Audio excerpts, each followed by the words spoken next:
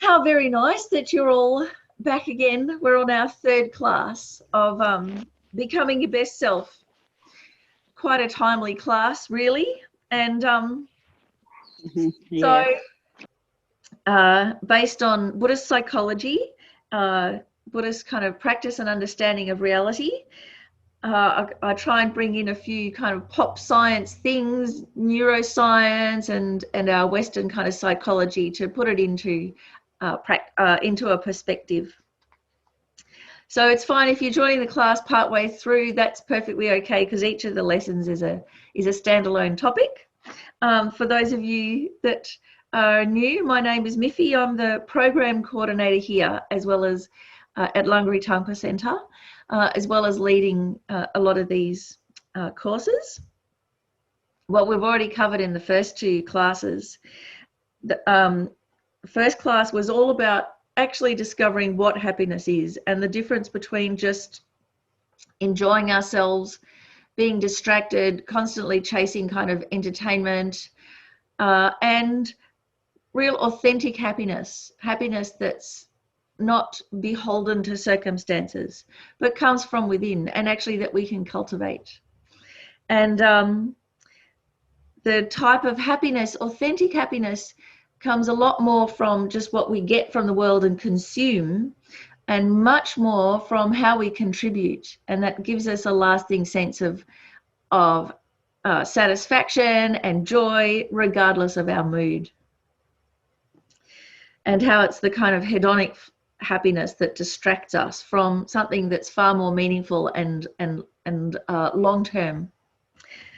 And then last week, second class, we looked at how to not corrupt all of our good intentions. How even if we do start off well, without even intending to, our motivation can degenerate. We can kind of sabotage all of our good intentions. And what we can look out for are what are called the 8 worldly concerns, the really unstable concerns. If you can just take a moment to think, oh, what were they again? The being pleased when we're experiencing pleasant sensations and having aversion to unpleasant sensations. Seeking pleasure, avoiding pain. And on the surface, you might think, well, of course, that's just normal. But there are some instances where seeking pleasure backfires on us and we don't get the result that we want. For instance, the second Tim Tam or slice of chocolate cake is quite nice, but the third or fourth slice of chocolate cake, it doesn't work anymore.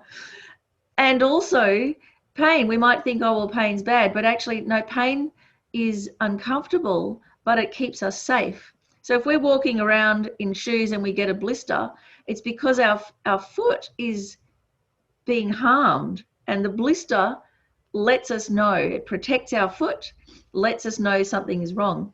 Now, if we had no nerve sensation in our foot and we just kept walking around, we'd get home and our foot would be in shreds. So the pain, it's important. It's not pleasant, but it's important.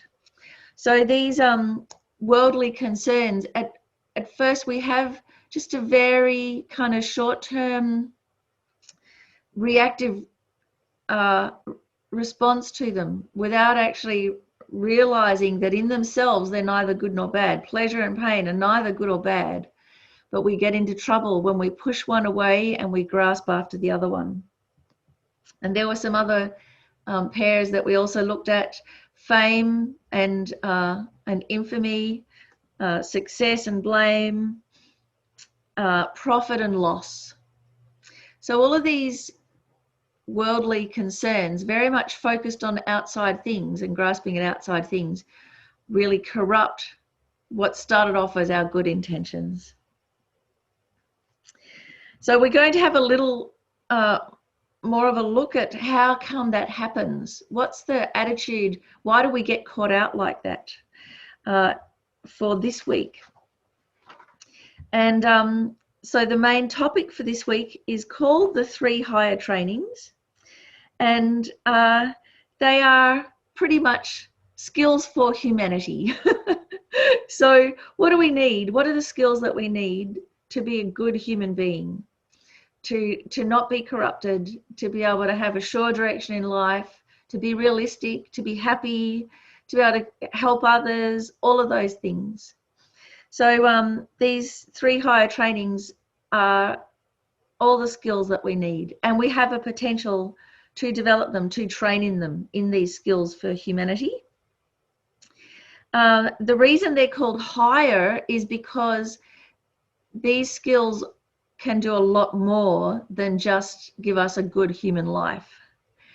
From a Buddhist point of view, they're higher because they can actually lead us not just to have a good life now, but to complete liberation from the ups and downs of cyclic existence and all the way to Buddhahood. So higher in the terms of their scope is much more than just having a good career or a good family life or a good human life. Though, of course, that all comes along with it.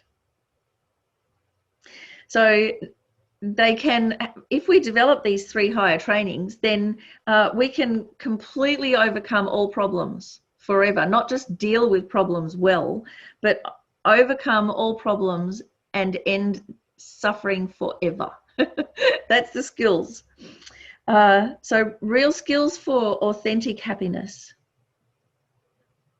or total fulfillment, I suppose you could also think. So just before we get started, I would like to just take a moment or two to set our motivation then, in the light of this, as we're developing and going through the course. So adjust your posture first. So you have a nice, a straight back. A very pleasant way to do this is imagine that you have a fine thread of light running from the base of your spine up through your body and coming out the crown of your head, and feel as if it's just being pulled upwards. So naturally your posture will become more alert, more centered. Feel the weight of your body supported by this thread of light. And then once your spine is relatively straight, then let your shoulders drop. Really relax your shoulders and release any tension. And if there is a bit of tension there in your shoulders, push them up to you, try and touch the earlobes, and then let them drop. So pull them up, tense, tense, tense, tense, tense, and then let them drop.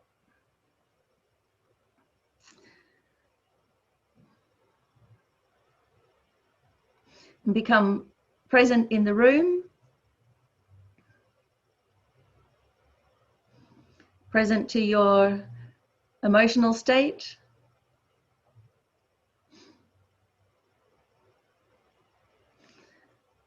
becoming aware of whatever preoccupations there are in the mind without panicking or reacting, just becoming aware as if you were a reporter.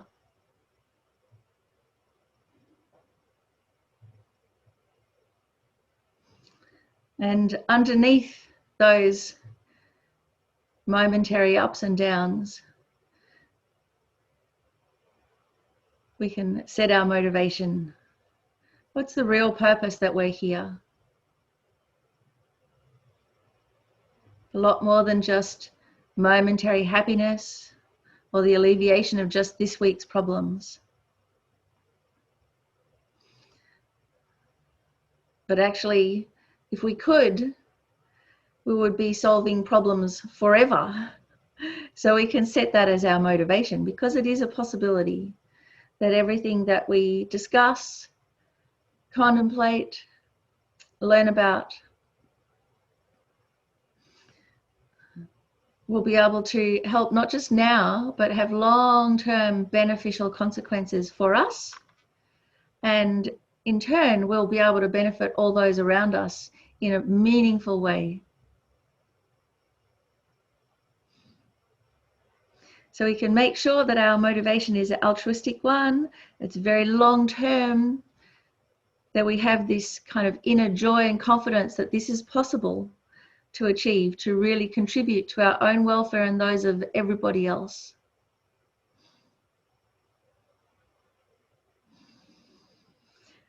And with this motivation, then take a nice deep breath in through the nose and out through the mouth.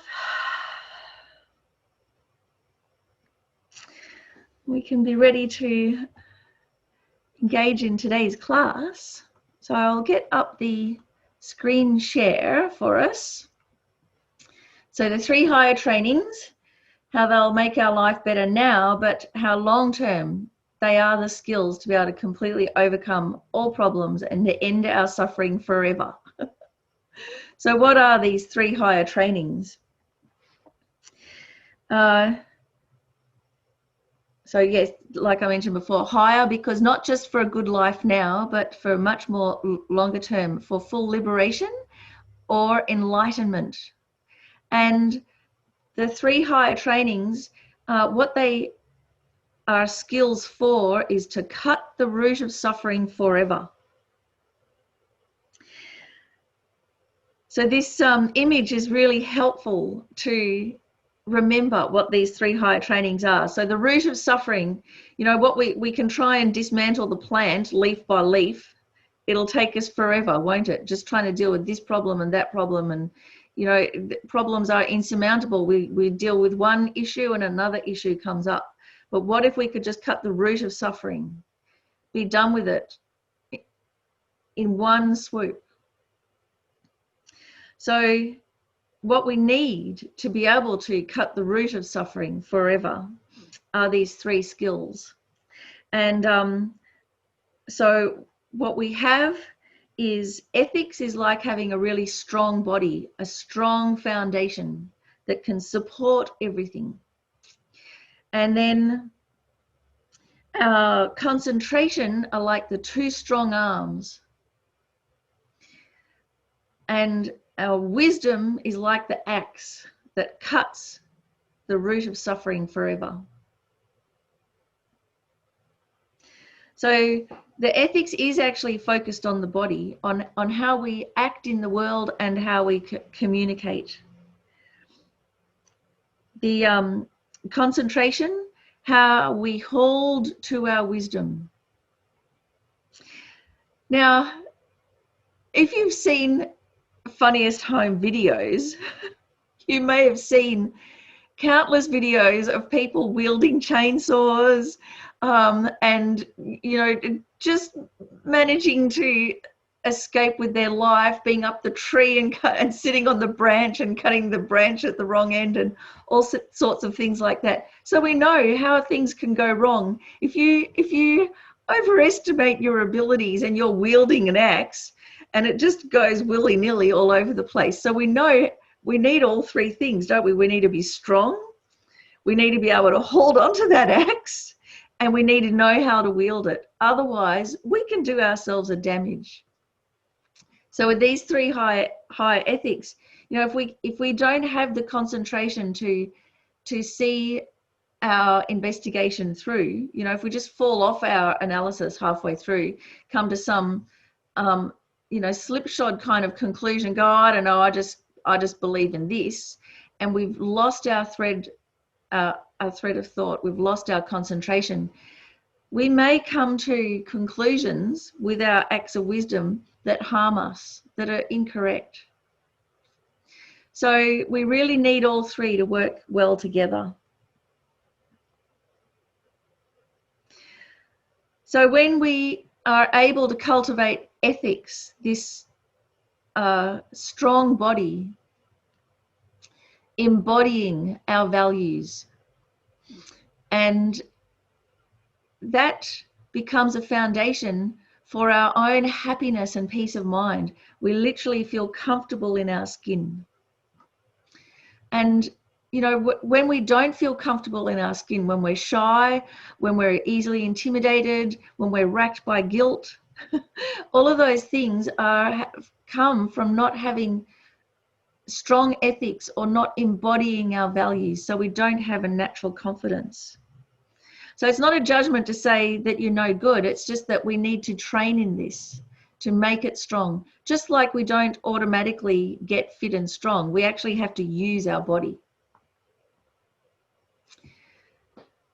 Overcoming distraction with concentration. So actually holding the axe with both hands and not letting go. Holding it when we intend to, putting it down when we intend to, and having a good grip, not all slippery and not weak.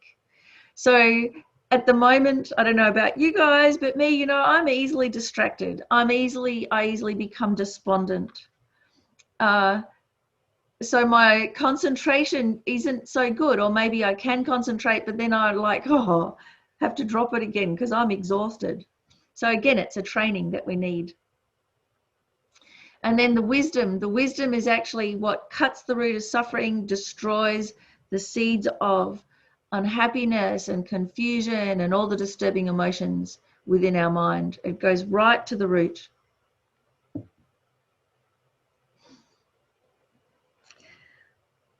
So the 3 higher trainings, keep that image in mind. And I've got a couple of things to read to you.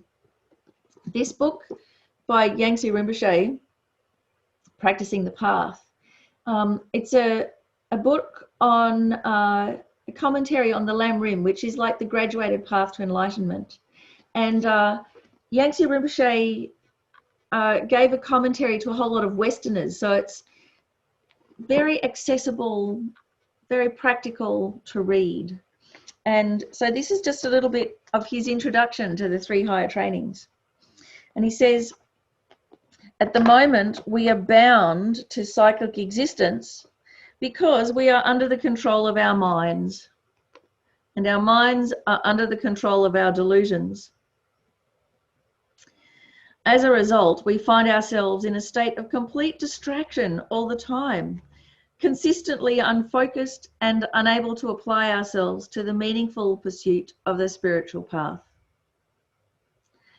The method to overcome this unfortunate state is the practice of the first of the 3 higher trainings, the training in ethics.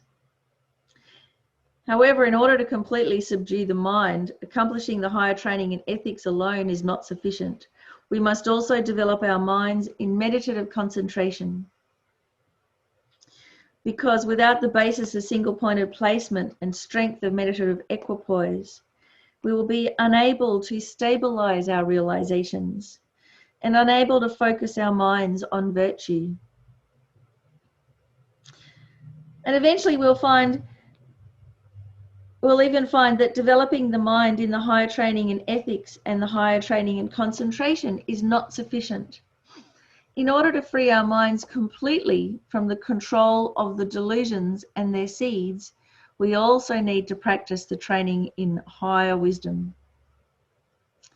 On the basis of the 3 higher trainings, a yogic practitioner can accomplish every objective on the path of subduing the mind.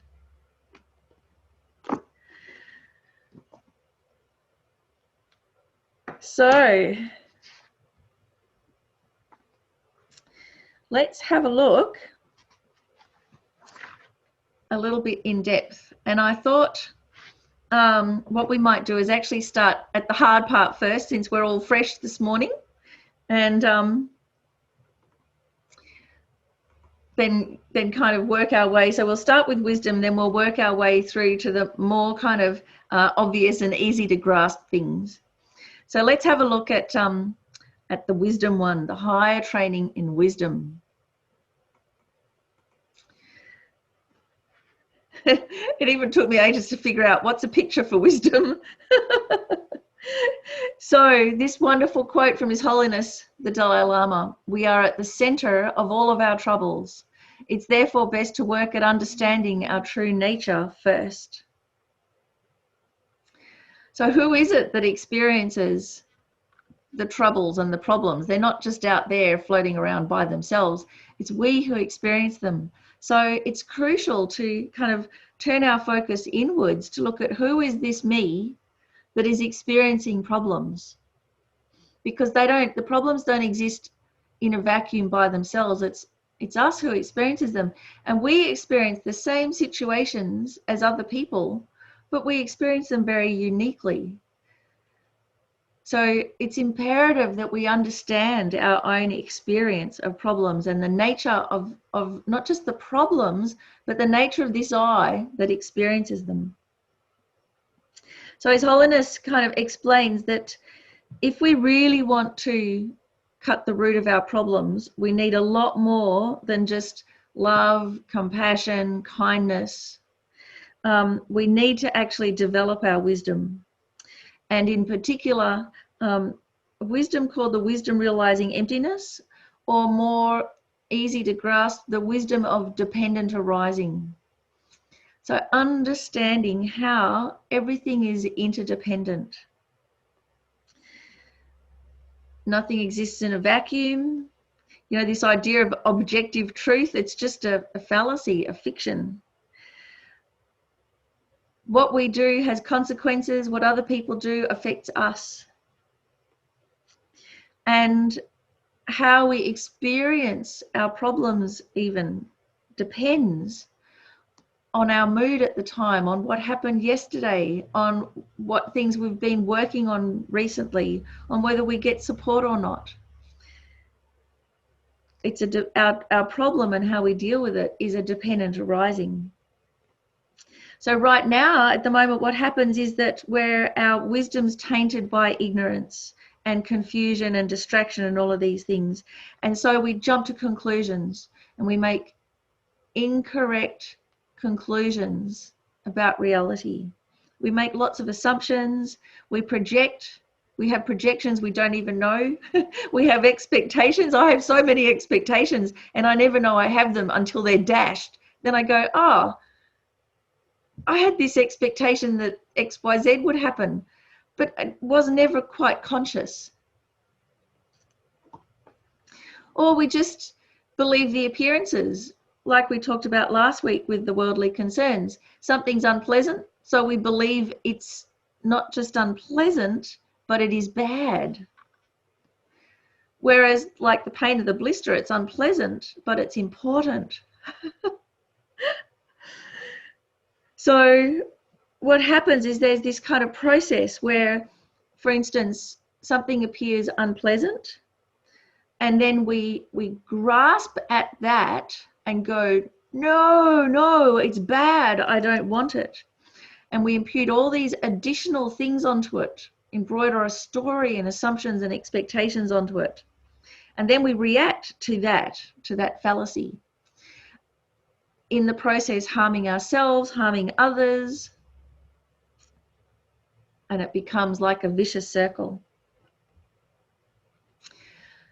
So the training in wisdom, first, to try and train in this recognition that all phenomena arise by the collection of many conditions together. Because of the collection of many conditions, there is no inherence. So what that means is that, for instance, with a problem, even though the problem appears to exist as it does, actually there's a whole lot of factors coming into play. And because of that, there's room to move. The problem will not always be a problem, and it will not always be how it appears.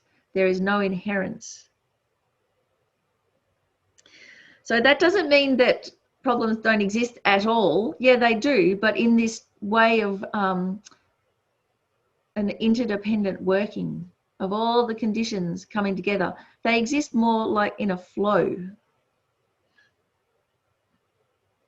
So for instance, even looking at ourselves and our identity, we don't exist in a vacuum either. We are the result of our education, our upbringing, the type of government that we have, what's happening in the world, what someone said to us today. All of those things come into play, determining what kind of human being we're going to be today. And what happens is that we forget that and we grasp very solidly to know this is me, and we get very fixated and kind of feel quite concrete about it, whereas actually there's a lot more room to move, and that's what this training in wisdom really shows us. Another example that I was thinking about this, how we are the collection of many conditions together. So at university, there's this thing that happens for many postgraduate students. called imposter syndrome. And so that's where, you know, you've got a degree of sorts, and you're getting a few accolades, and you appear to be successful, and people start complimenting you on things, or, you know, getting a bit competitive. They see you as a threat, but somehow you're being attributed all this success. But for first year postgraduates, there's this syndrome, imposter syndrome, where they get riddled with this feeling of I'm a fraud and everybody's going to find out. And it can be very debilitating and mean that, you know, they drop out, unable to take any compliments, unable to own the fact that, you know, they got good at what they're doing. So this happens because when people give us the compliments, or when we get all of the degrees and everything like that, and suddenly what's coming from the outside world is some kind of status and accolades, but inside we still feel the same. We still feel hopeless and helpless and all of those things. And so we feel like a fraud and can't accept it. Or we start thinking, oh yeah, that's great, but, you know, what if someone finds out who I really am, you know? And so get incredibly panicked. But why this happens in the first place, and I'm sure this is what they don't talk about at uni with imposter syndrome, is who is this me anyway that has all the accolades? So when people start giving you compliments or your status rises, in a way what happens is we take it personally, like somehow we've turned into this other person. But really what those compliments are and accolades is for your skills, your abilities. It's not actually you. So if we recognize that people are complimenting the training, they're complimenting your skills or your abilities, not you, then the whole problem about, wow, I'm a fraud, I don't feel like that, just dissolves. So this idea of who we are, many times we take it personally, like all of these things are me, but actually we are this collection of our circumstances and our reactions to circumstances.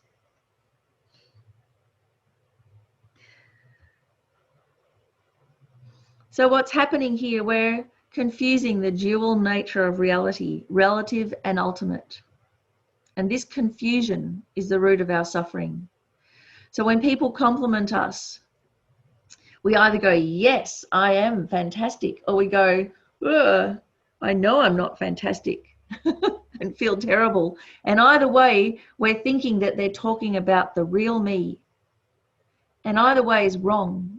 It's just out of step with reality. Because what people are complimenting is all of this collection of who you are. And that changes.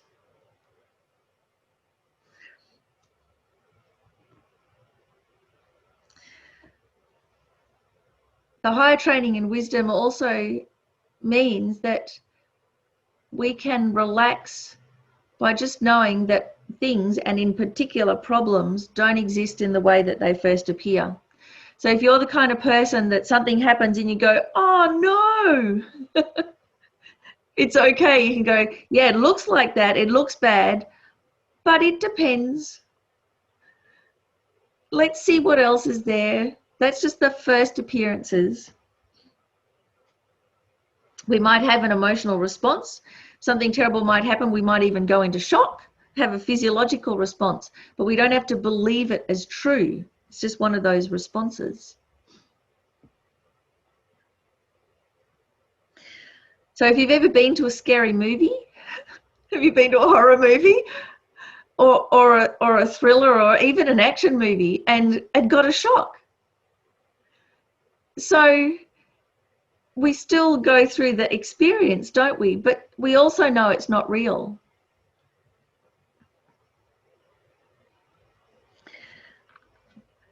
So that experience we can take that into our life and remind us that when things change in our life, like for instance, when COVID happens, at first it's like, oh no, But you know, there's a couple of you that are in lockdown, and if it wasn't for COVID, you wouldn't be here at this course. In fact, if it wasn't for COVID, none of our classes would be online. So even though at first we go, oh no, the actual problem doesn't exist how it appears, and at every moment it can change. So remembering that is the beginning of this higher training and wisdom.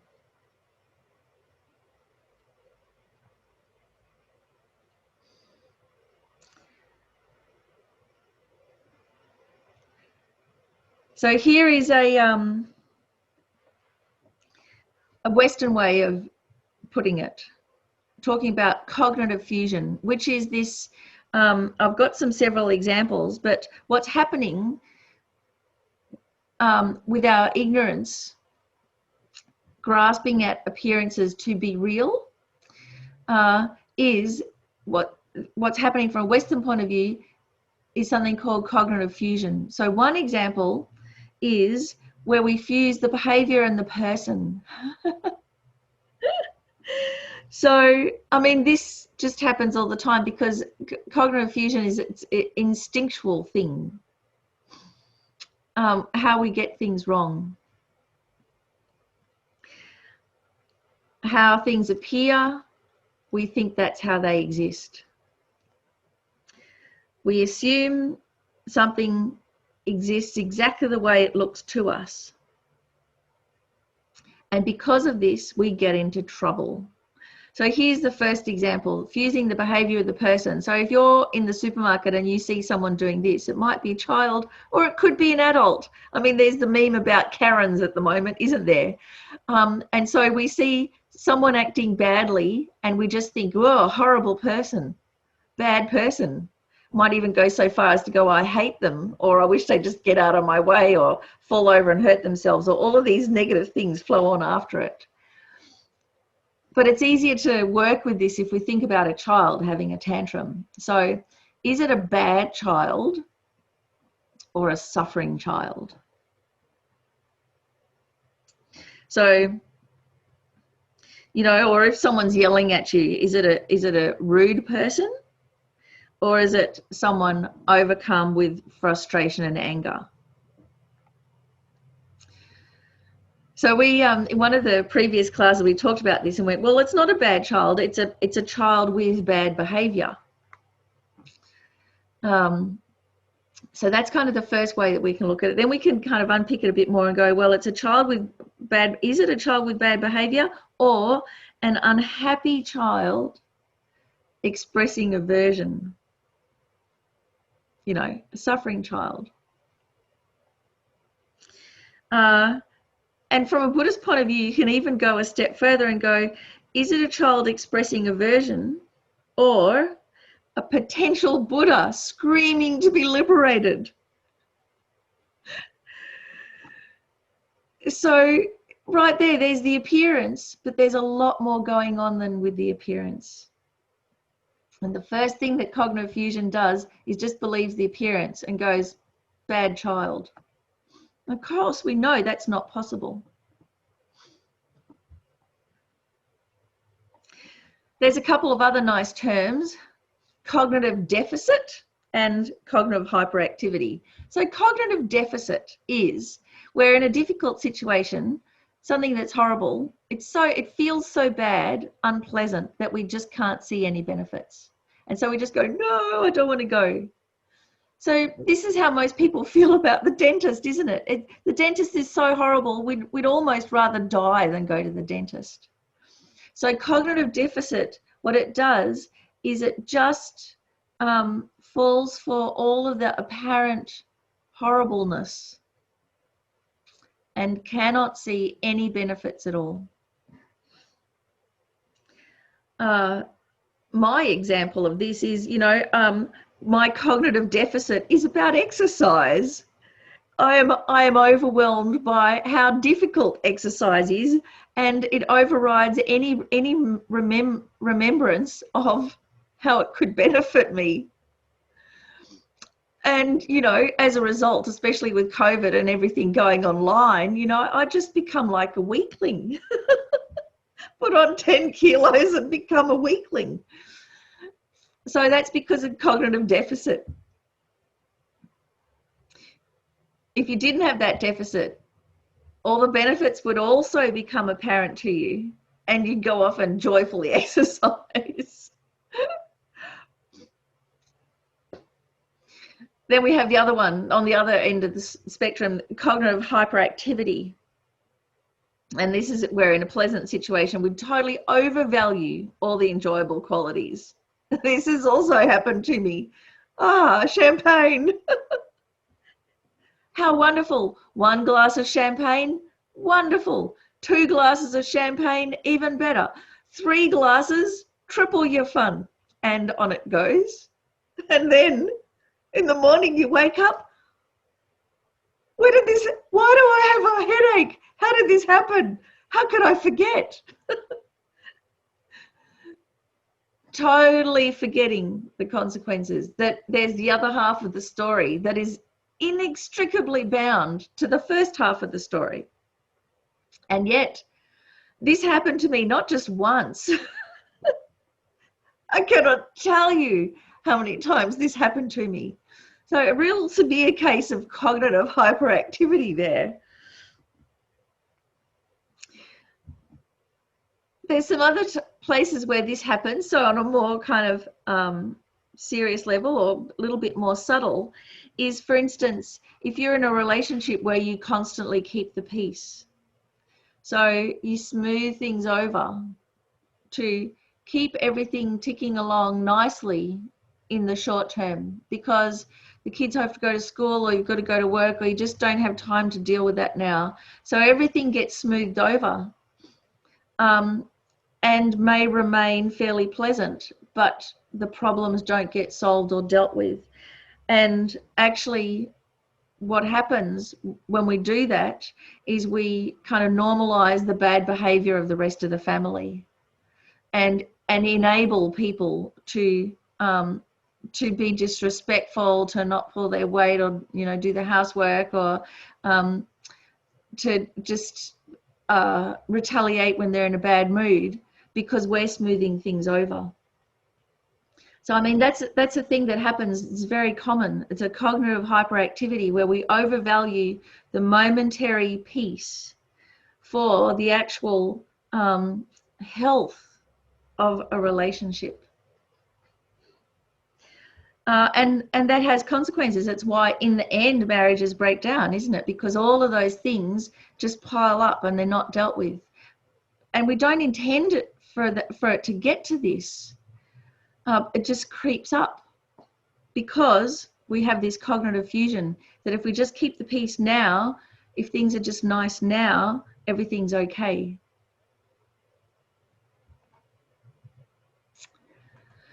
So I'm going to stop the share and just see, now that we've talked about how kind of the importance of the training in wisdom and how we get confused, before we go on to what we can do about it, what questions do you have? I'll just put it on to, just wave your hand if you have a question, and I'm sure there are some questions or comments. What are they?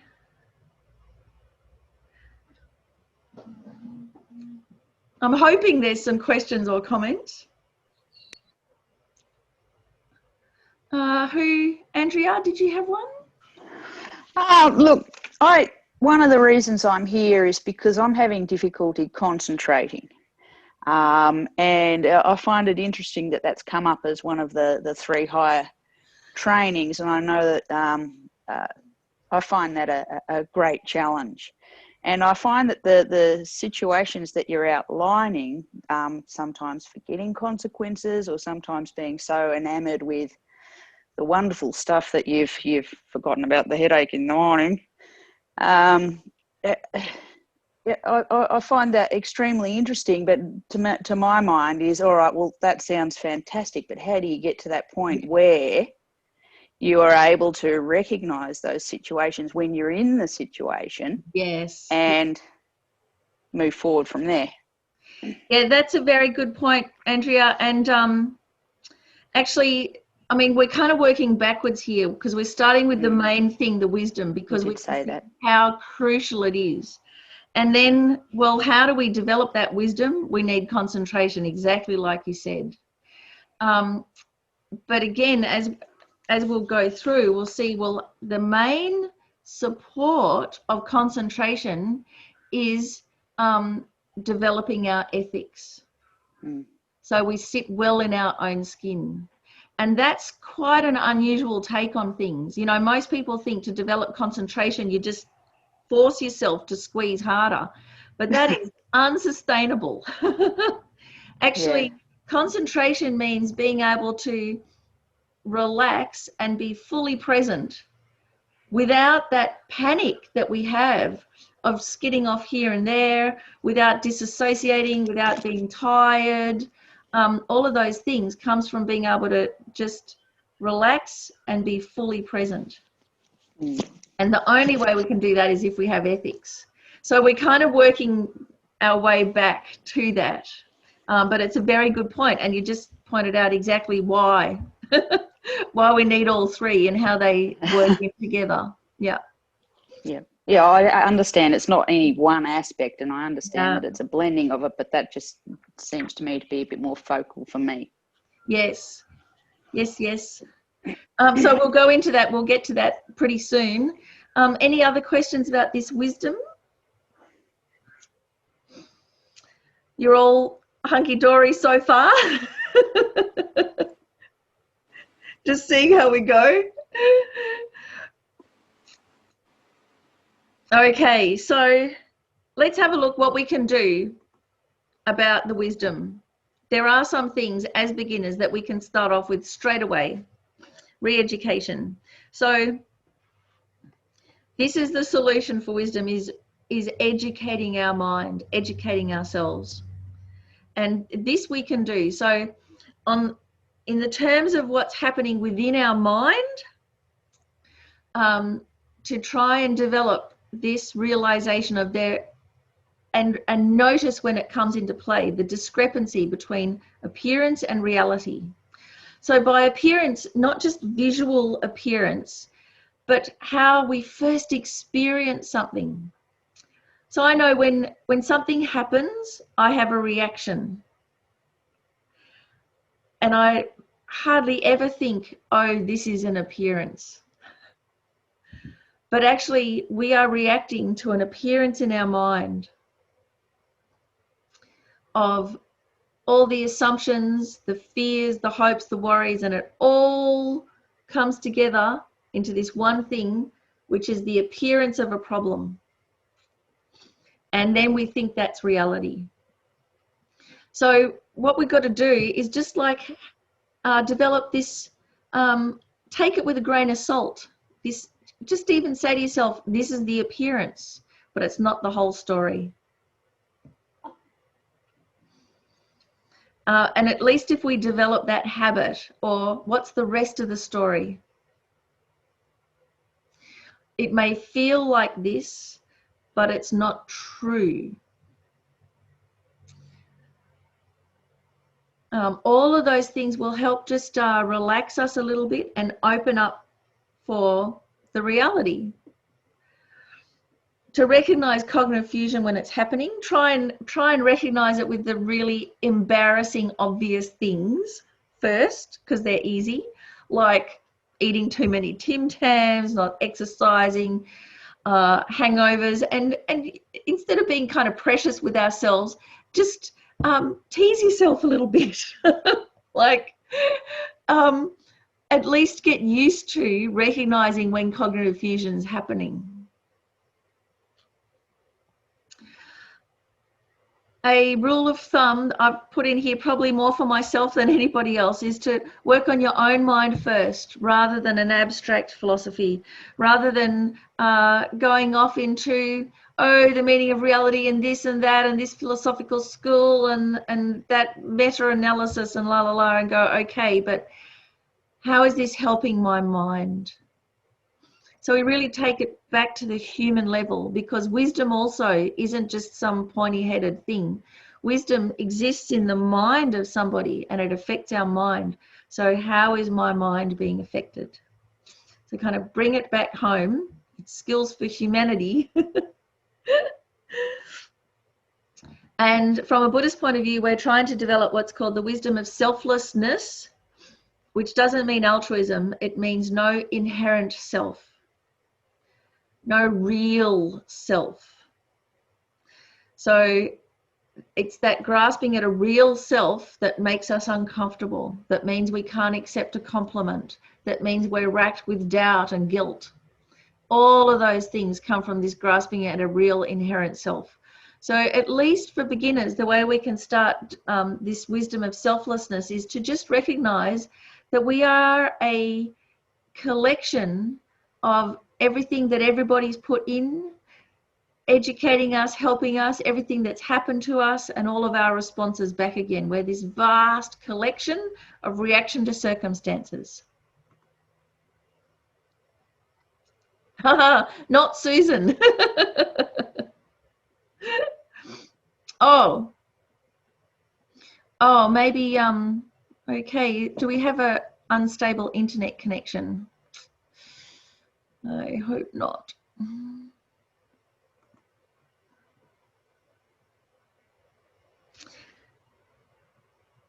Then authentic teachings. So we've got to recognize where it is that that we get our advice from.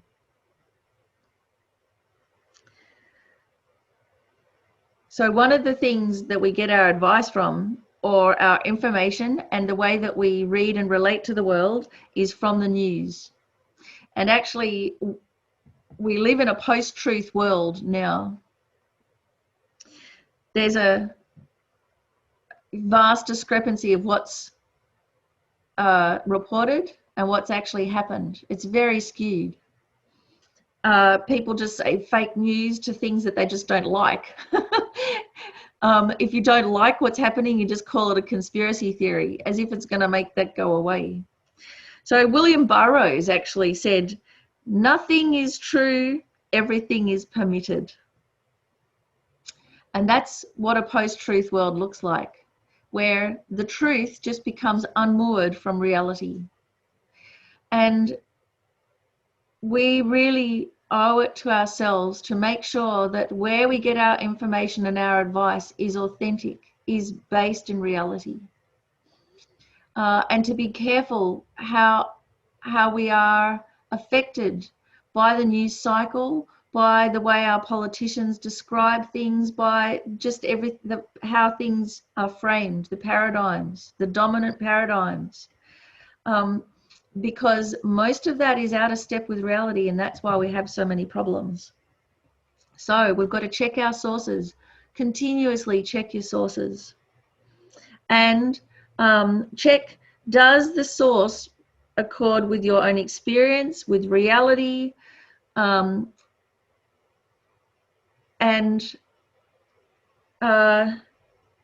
is it just a theory or an idea that you like the sound of?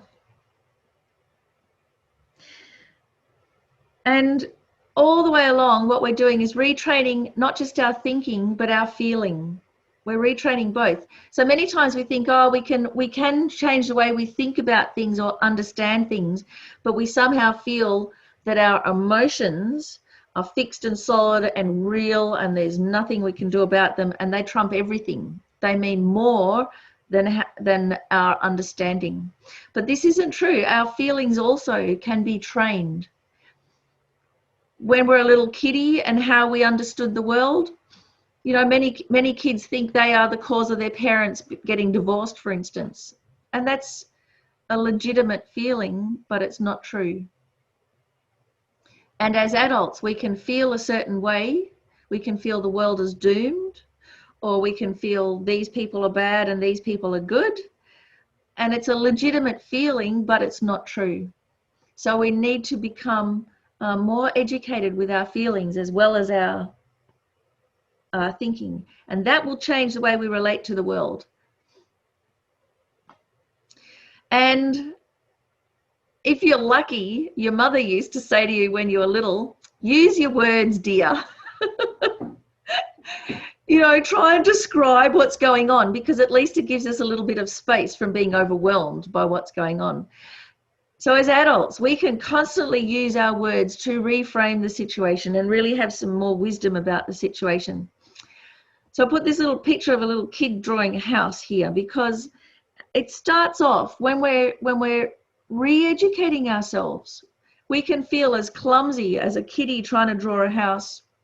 And I actually remember when I was a little kid drawing a house, and you know, the chimney's going up vertically there, but for years I drew the chimney coming out at right angles from the roof, so it'd come out at the wrong angle.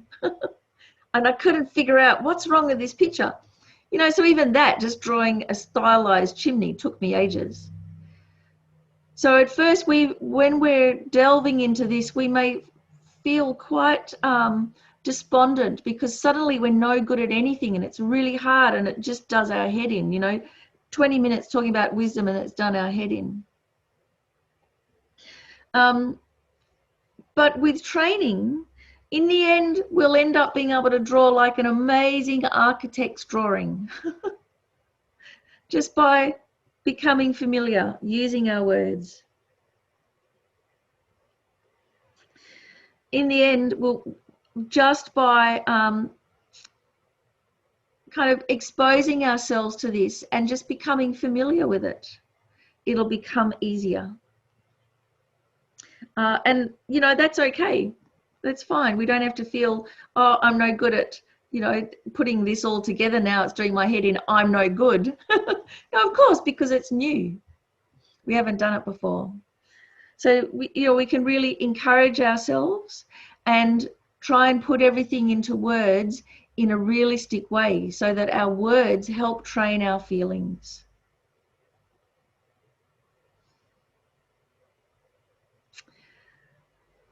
All right, so then concentration.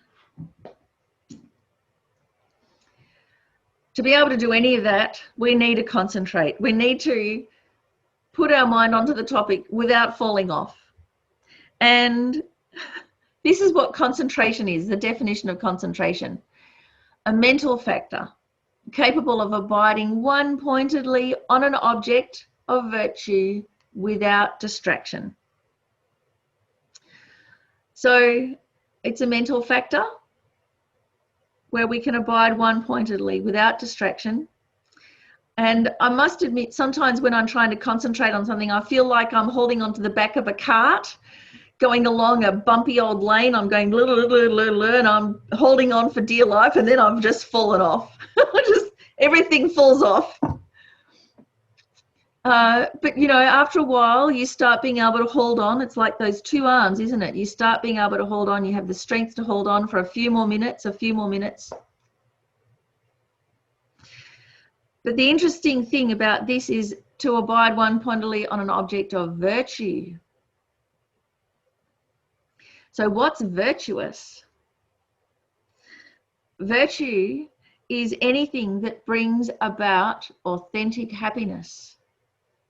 So it's not a moralistic or judgmental thing, but any object that brings about authentic happiness, peace, satisfaction, contentment. So what brings about that are things like care for others, kindness, love, compassion, wisdom, patience.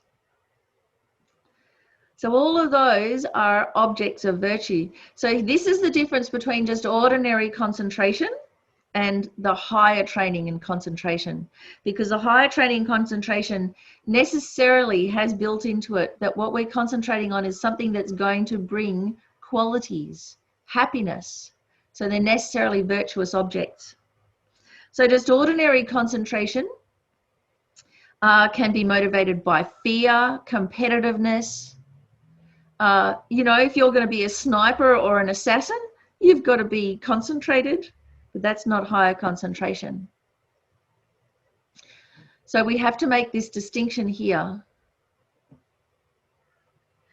And what happens is that if we do develop concentration, we have some amazing results. So one is that we develop mental and physical pliancy.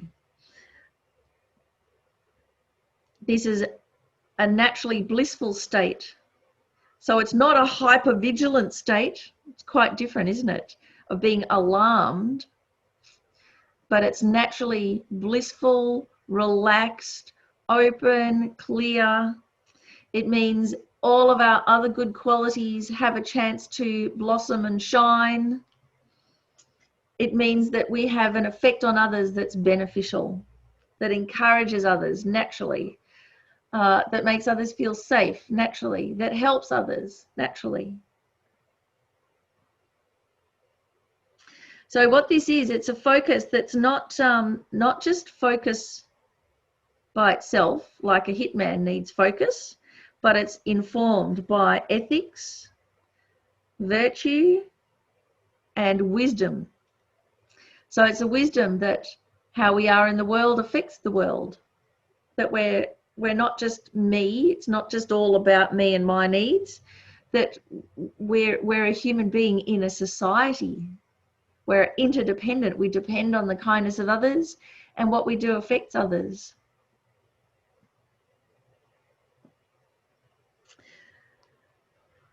So higher training and concentration, it's so much more than just being able to focus.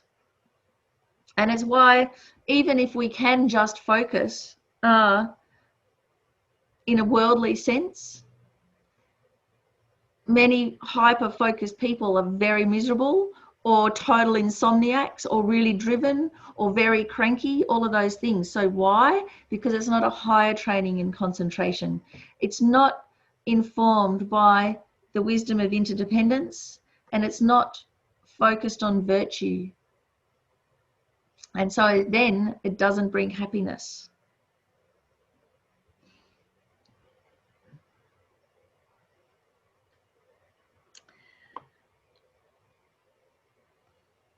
So just a couple of things then. If we can give ourselves some space, some solitude, mental and physical solitude, to give ourselves a little bit of a holiday from the distractions. So there's a little quote here: usually our minds are like cities of distractions, giving rise to countless superstitions and conceptual thoughts. Calming this and focusing on virtuous objects is the basis for cultivating realizations and wisdom.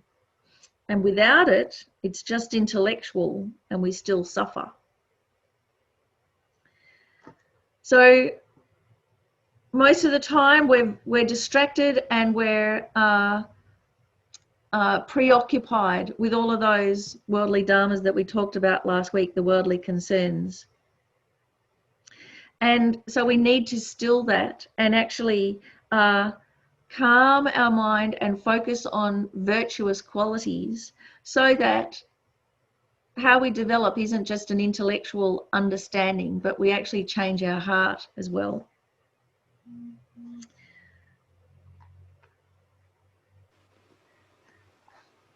So questions, what questions do you have about this?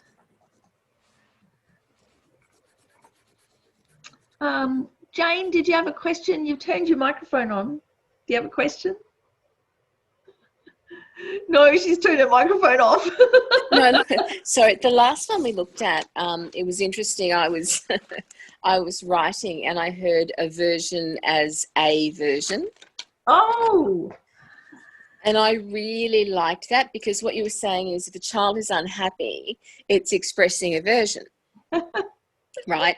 And I suddenly heard aversion, and that just seems to be a really useful That way, because we talk all the time about reality, and if someone's cranky or you don't like them, what is it that you're seeing, etc. And I just really enjoyed that moment. I'm going to write that down. That is awesome, because there's the key right in there, isn't it? Because, we have a version and we think it's the whole of reality, but actually it's a version. And it's not a great version, so and the it's whole thing not just great. really yeah. So it gives us an incentive to try and release that, isn't it? But part of that's the problem, is that without meaning to, we grasp at that by going, no, I hate it. We're actually holding tighter to it instead of going, oh, it's just a version. I deal with that every day. The man across the road is very mean. He's formed all kinds of opinions. I think he's told everyone I'm a drug dealer, to be honest. And he's just awful. He talks to everyone who comes to my front door except for me. And I find myself dealing with that and having to remember that once he was a little boy that was loved, and, so I deal with that daily. Yeah, that's right. So he can become a very good, like a keep you honest kind of person, because unpleasant but important. Yes, that teacher, so, yeah, ever present. Treat it like a boot camp or a little exercise, like going to the gym. You have your going to the how you're dealing with this fellow today, and just have a little bit of exposure, enough that you can handle, and then come back and regroup and go, how did I go today? I confess I'm struggling, but yes. But that's okay. We struggle at the gym too. Thank you. Okay, so let's have a look. Now, what we can do with concentration, how we can practice. So yes, in terms of the objects of distraction, what we need to do is give ourselves a break and have some physical solitude. So I put up this little list of things. Make sure that when we're trying to concentrate, when we're trying to focus our mind on something important, whatever it is, we need to, at the minimum, free ourselves from social media, or we can't focus. And the way to do that is to leave your device in another room. Don't put it in the cupboard, don't put it in the drawer, don't put it back in your bag next to you, but actually put it in another room. There have been university studies that have proved this is the way to do it, because whilst it's still there in reach, there is a part of our mind that is captured by that, and it sucks our concentration and our energy. So out it goes into another room. Also, it's worth being free of pets, because they are gorgeous, but how many times do they walk on your computer keyboard? So I know when I'm a bit tired and I know my concentration's no good, then I have my cat around, because he cheers me up. But when I really need to focus, I can't, because whatever concentration I have is so tenuous that a cat walking in front and stuffing everything up, then it's all over. All that effort falls down. Also, be free of lists. So what starts happening when you try and concentrate is you start thinking of all the other things you should be doing, what needs to go on the shopping list, or the list of all the things that you want, or all the things that you don't have, and we start listing everything, and it appears very important to us. So with that one, to stop those nagging at you, you can have a little piece of paper on the side where you just write the list down and then put it aside. So you don't have to think, oh, I hope I remember that, I hope I remember that. But lists of things is a real distraction.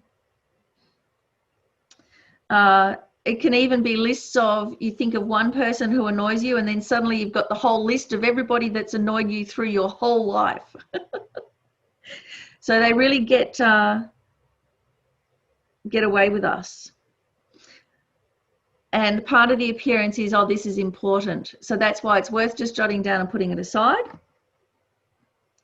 Also, objects that distract us, alcohol, drugs, they're the coarse ones, of course, that, you know, we might think, for instance, if we're studying, that if we just take some speed, we'll be able to focus better, maybe in the short term, but in the long term, it's worse. We might think, oh, I just need to have some coffee so I don't fall asleep in meditation. Yeah, in the short term, but in the long term, it's worse. So all of those things are just band-aids. And if we rely on them, we will get into trouble. So at some stage, we need to have a holiday from them. We need to have a break. So what we can do is we start with the external solitude. Give ourselves a chance by cutting out all of those distractions and things. Physically isolating ourselves. I mean, physical isolation is a good thing, especially from the main triggers of our disturbing emotions. So if you're trying to actually concentrate on something, it is worth being in a quiet place. Noises and distractions will trigger distraction. So try at least to make things easy for yourself. But the main thing then is it leads to what we need is mental solitude. Because if we just try and get everything quiet outside of us, we still have the racket going on inside. And that's the real thing that we need to deal with. And if we can deal with that racket inside our mind, then even if there are external distractions, they won't worry us. And that's what we're aiming at. So many times you go, oh, I just can't concentrate. Well, everybody just shut up. It's because of the racket in our mind, actually, that's happening. And I remember there was one time when I was studying, I was doing full-time study at Chinrezig Institute, and it was incredibly intense. It was so hard. And I wasn't actually that good at studying. I still aren't that good at studying. But I was really fascinated with the subject. And I can remember spending a whole weekend absolutely engrossed, writing out all my notes and making them all pretty and trying to figure it all out. And the whole time, the next door neighbors were building a metal shed. So there was chainsaws and banging and hammers and whatever. And I actually didn't even notice it because I was so engrossed. And that's probably the only time that I haven't noticed those sounds as a distraction. But it really pointed out to me that if you really love what you're doing, you can focus and you put the rest of that aside. So that's the ability that we need to develop, this ability to have mental solitude. And what it means, what we start off doing, is to free ourselves from rumination, which is the going around and around in circles. Free yourself from rumination on either objects of lust, what we want, what we'd like to happen, or objects of hatred, what we dislike, who annoys us, who we can't stand, who upsets us. So those objects arise in our mind. They don't even need to be there in front of us. And then we start going around and around and around, and we dig that track deeper and deeper and deeper till it's almost impossible to get out of. So this is what we have to concentrate on doing. And if we can't actually stop ourselves mentally, then we do need to do something physical, like change the channel. Stand up and go into another room. Stand up, look at a view. Do a few star jumps on the spot. Splash your face with cold water. All of those things to break that rumination cycle. And the real holiday is actually the mind free of delusion. I often find myself just wanting a holiday. I'm looking forward to a little holiday at the moment, coming up in about a month at the beach, which I love. So if you've ever had that yearning for a holiday, actually, we just think the appearance of that holiday, the beach, is the holiday. But what that does is it helps our mind become free of those ruminations, free of those distractions. So the real holiday is the mind free of delusion, not the beach. Because as you know, you can go to the beach and have a terrible time. You end up going to the beach with the wrong person, and you just bring all your problems with you. So it's not the beach, it's not that appearance that's the holiday, but it's the mind free of delusion. But we need to give our mind a holiday.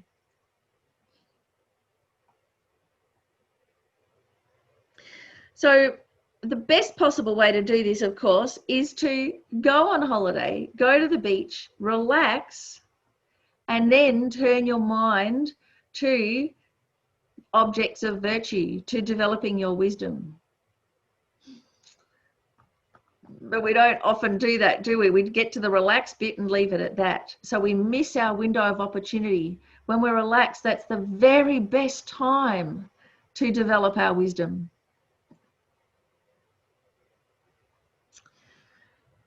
In terms of what we focus our attention on, choose an object of meditation to focus your mind on, and make sure that it is a virtuous object of meditation. So whether it is an image of the Buddha, whether it is developing love and kindness, whether it is developing patience or tolerance for yourself, for others. It's better to have an object of meditation that isn't an external thing of the senses, like music or a candle flame or something, but is an internal object in your mind.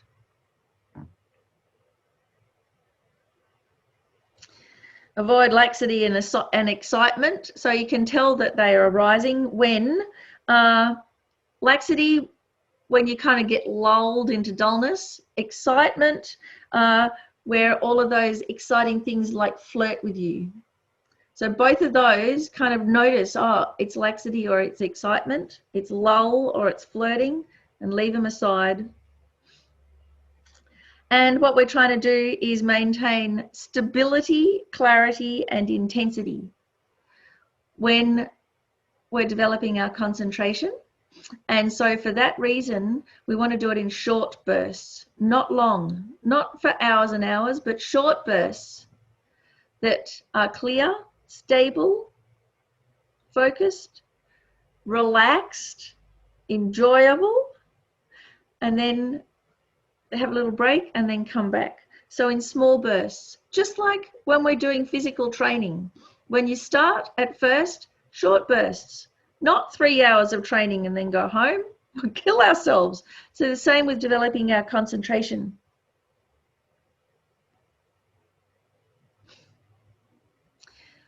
So they're just some handy hints. They will be helpful to develop those two strong arms holding the axe. Now the tricky one, the foundation, the higher training in ethics. This is the third one that we need to be a good human being. Skills for humanity. And so what ethics is, it's not some external moral system that someone's told you should do this or you shouldn't do that. What it means basically, in a one-liner, ethical conduct means restraining from harm. Harm minimization. And what it is a state of mind that wishes to abstain from harming others or from negativity or from non-virtue. So ethical conduct primarily is an intention, and then we embody it. How we embody it is physically and verbally, we abandon harmful actions. So we restrain ourselves physically and verbally, and then whilst we're keeping ourselves and everyone safe, then we work on our mind. The main motivation, the determination to become free from cyclic existence,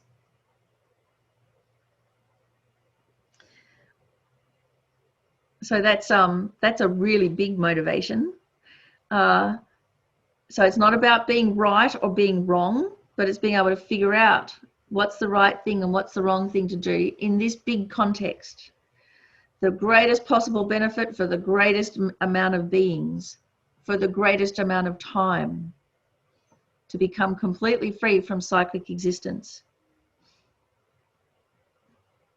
And then to help others. So there's a couple of things. I'll just stop the share for the moment that I wanted to share with you about this, because when we abide by ethics, we might have started off because we want to have a good reputation. We want people to think well of us. So we try and act good because we want other people to have a good opinion of us. And then we might find that, if we're blamed for something that we didn't do, or we're falsely accused, we find that totally unbearable. So that's kind of like an ethics that comes from outside. And many people, if they're by themselves, might act quite badly, but if there are other people watching them, then they put on their good behavior.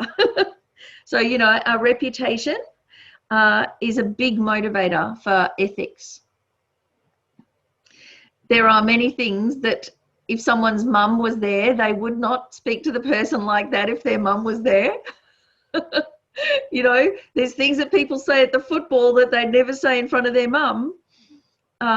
So even though we mightn't think of it that way, our reputation is a main determinator for our ethical conduct, which is a bit sad in a way, because it means that we won't trust ourselves. It means that by ourselves, we do not trust ourselves, because there's no one there keeping us honest. There's no witness. There's no reputation. So there's no incentive. And so we just fall into a heap.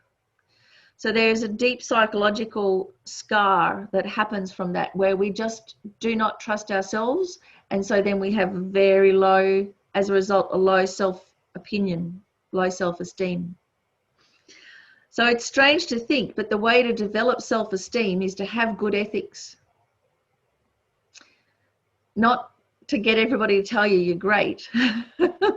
but self-esteem comes from naturally as a result of having good ethics and being able to trust yourself within, regardless of whether anyone sees you or not.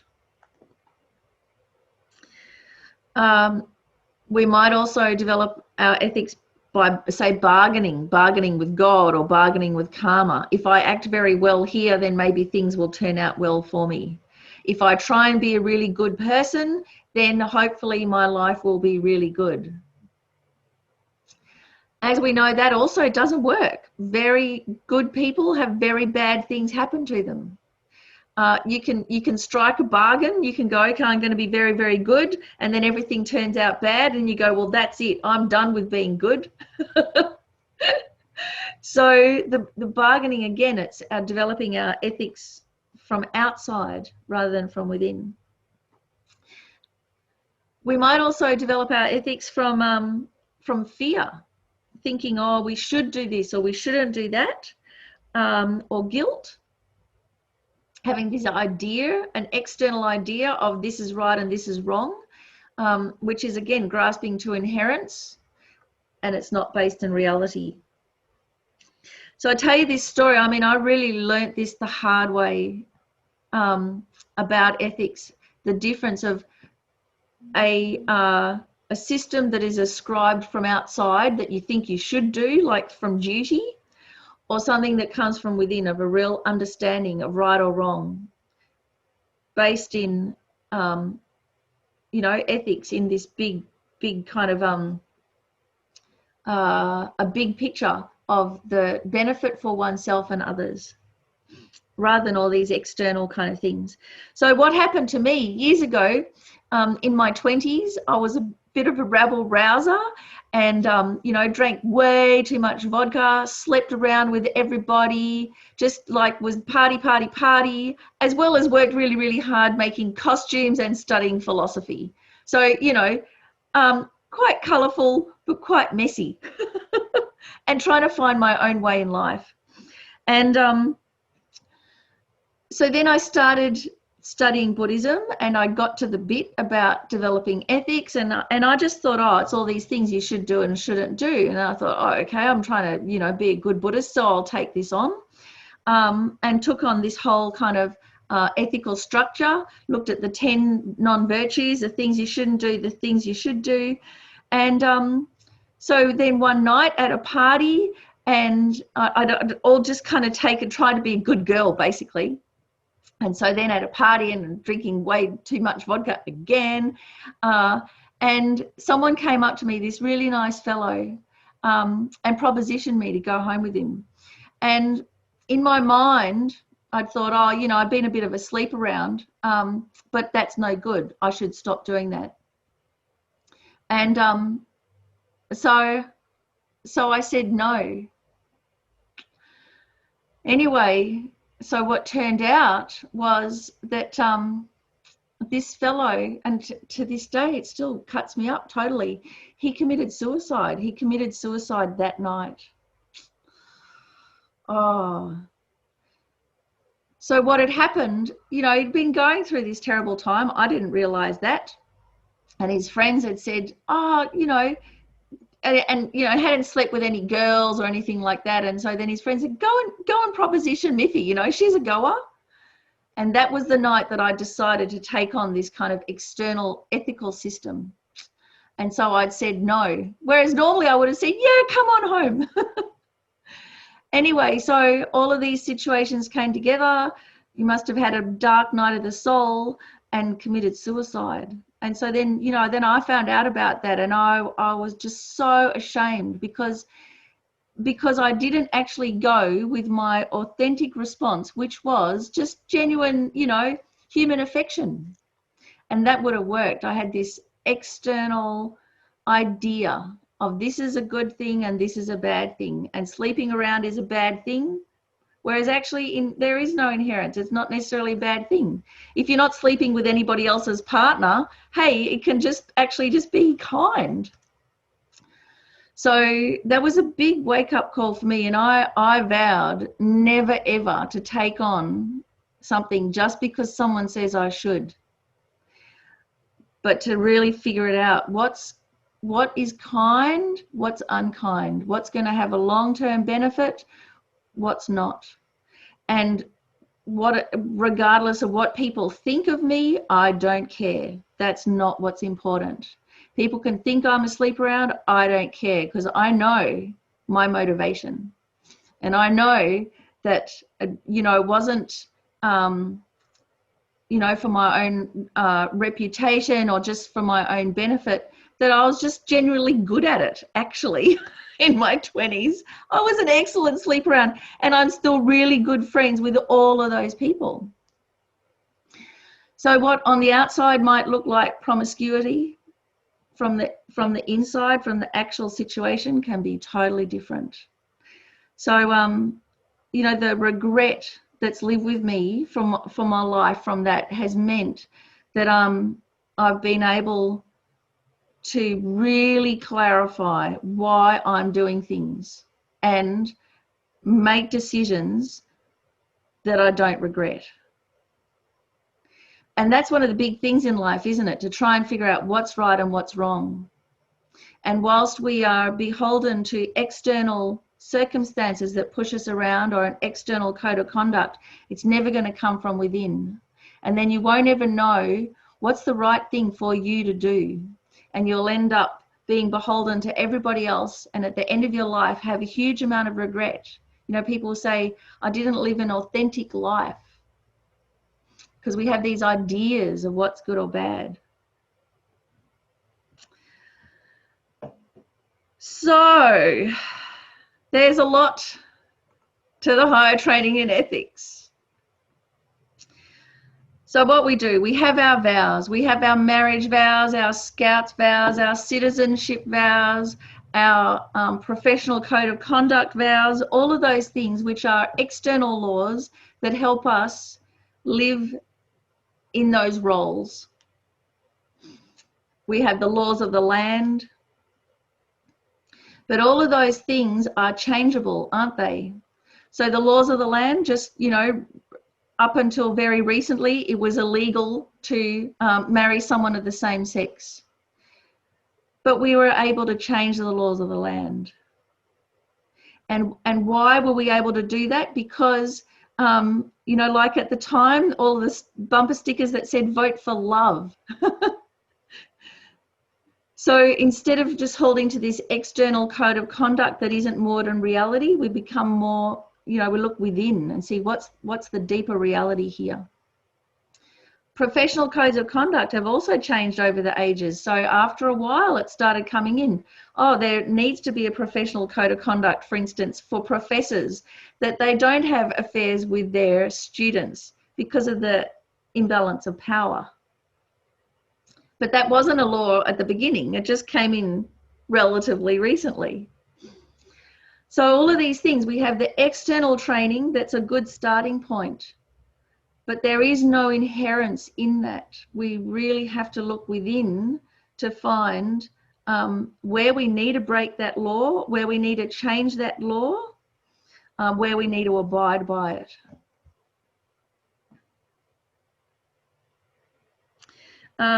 Because if we have ethics that comes from within, we will be able to negotiate our way through life and make the right decisions.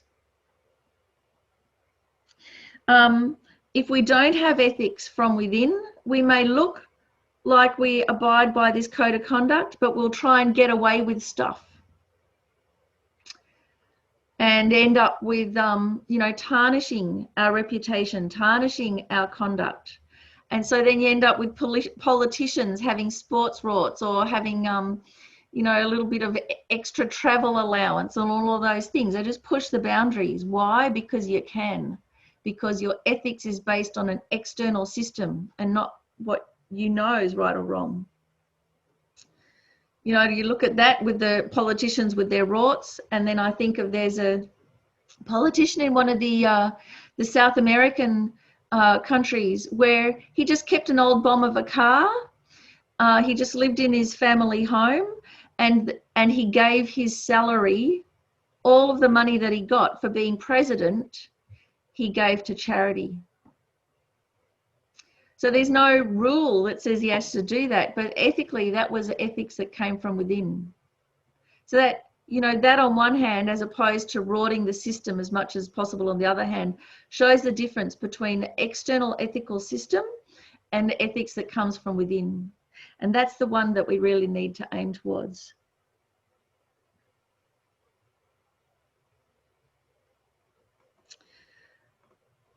So we've got, when we're with others, when in company, watch your physical actions and speech.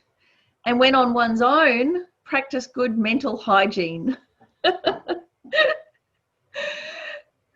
So in that way, we cover body, speech, and mind. So when you're with other people, mostly focus on how you're acting, what you're doing, how you're speaking. Then when you're alone, focus on what's happening within your own mind. And good mental hygiene, not ruminating on all those negative things. Training in the virtues. I'll just get the other ones up while we're at it. Going back to here with others. Here's a friends with ethics. Instead of friends with benefits, friends with ethics.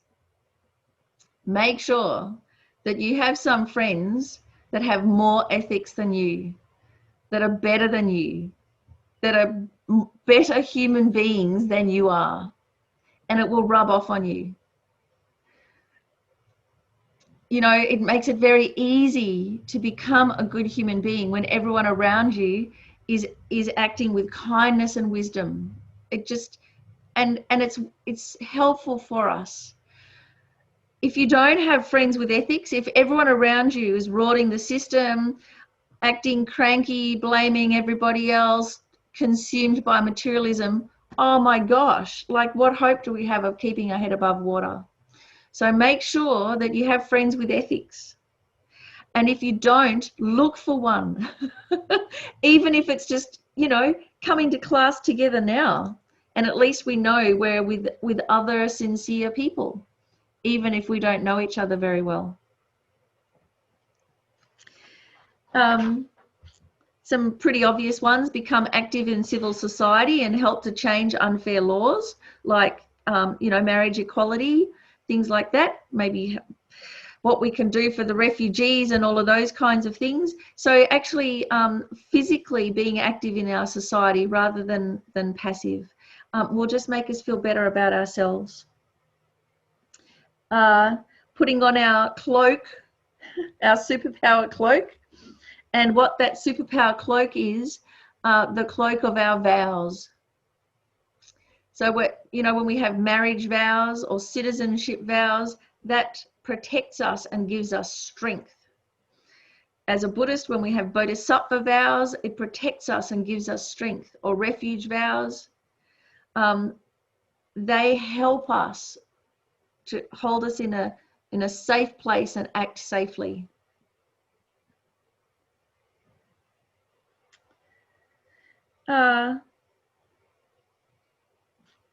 What else? Then we can be proud of our code of conduct,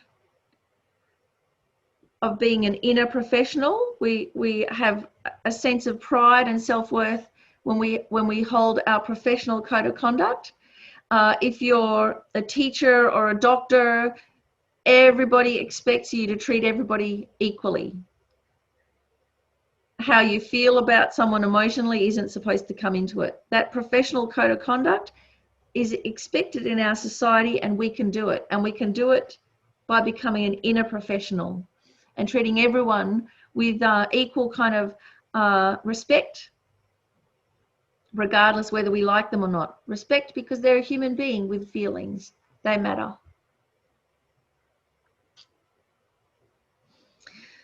On one's own ethics, remembering that spiritual materialism, you know, focusing on a spiritual path or a career just solely for status or solely for wealth, it will not sustain us in the long run.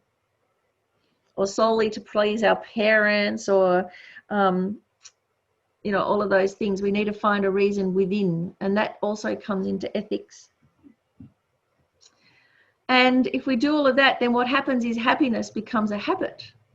Instead of happiness something to get, happiness becomes something we're really familiar with, a habitual way of being. So really happiness comes from ethics, being comfortable in our skin.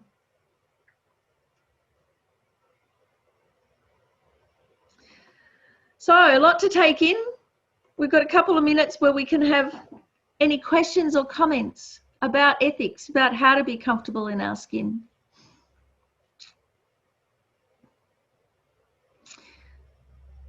Anything at all? Jean, do you have a question or a comment? Hang on a sec. I can do it. Yep.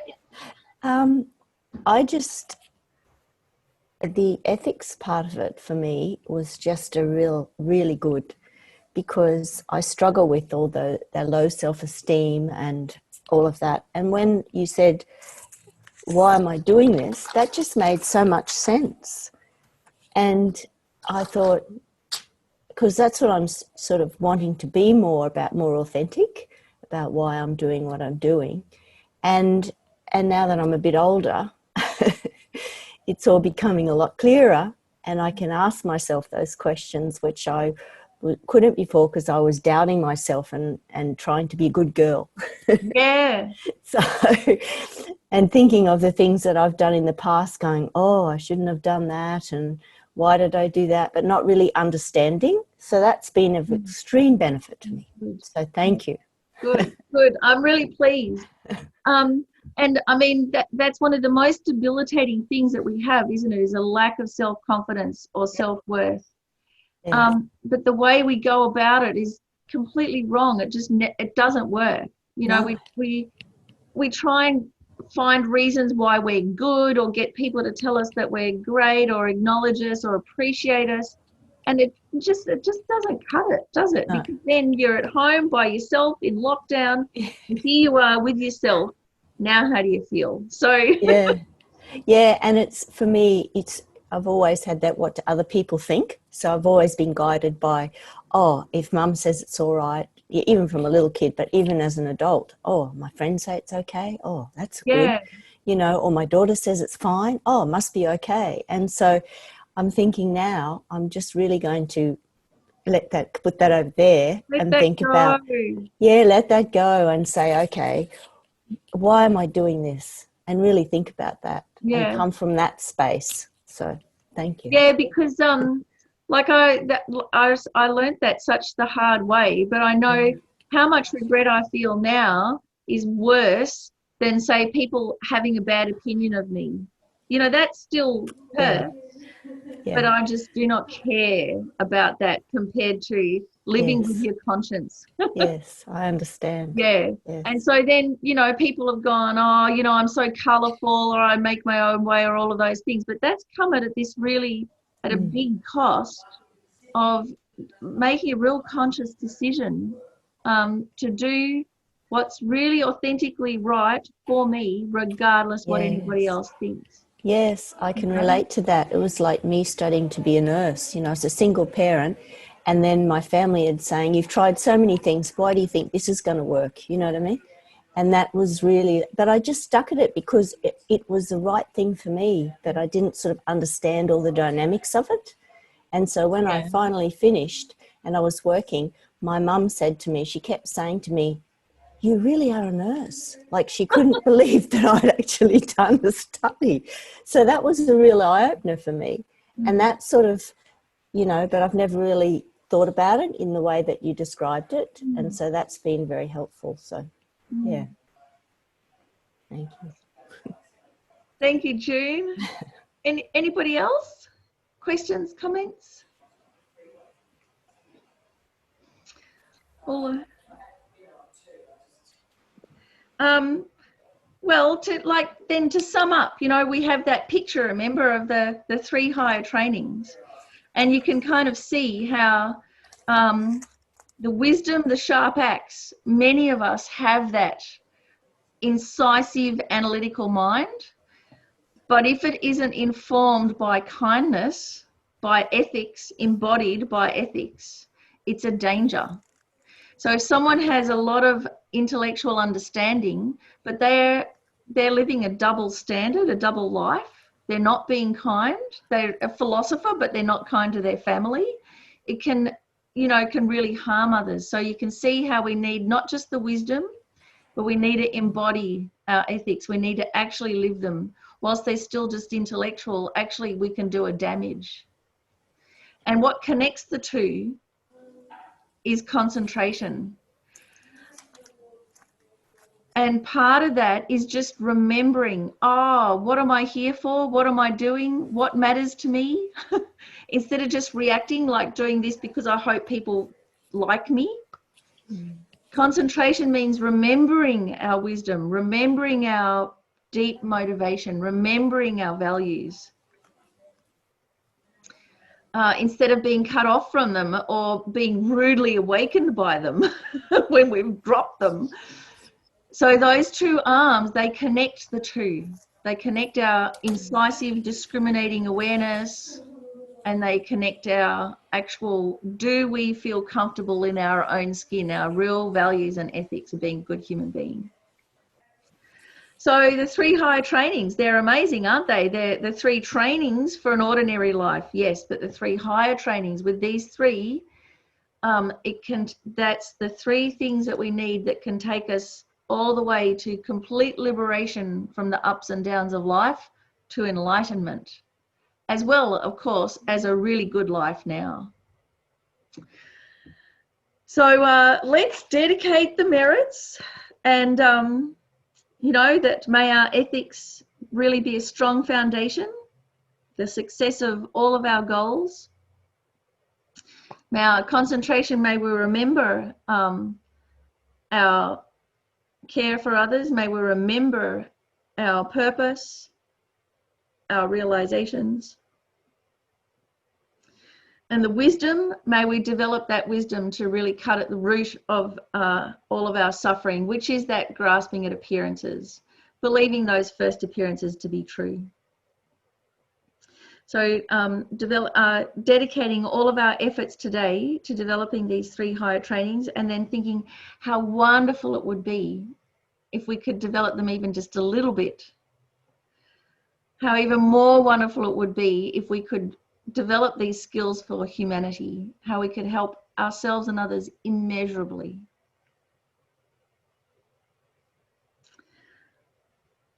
So thank you so much. We've gone over time. We always do with this one. Thanks for your perseverance and your time and sharing the morning this way. And I hope to see you next week.